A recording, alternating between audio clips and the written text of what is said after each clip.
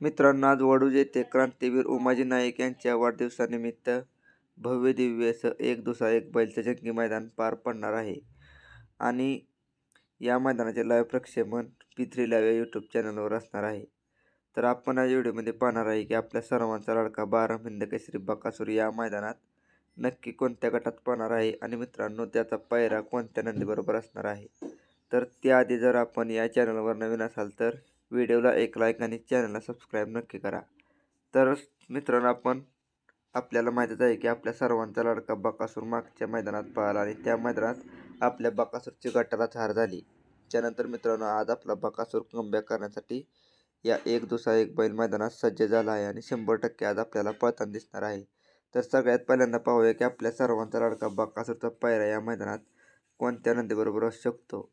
तर मित्रांनो, मला मिळालेल्या माहितीनुसार आपला बकासूर आज बबलू जॅक्सनच्या राजाबरोबर आज पळताना दिसू शकतो.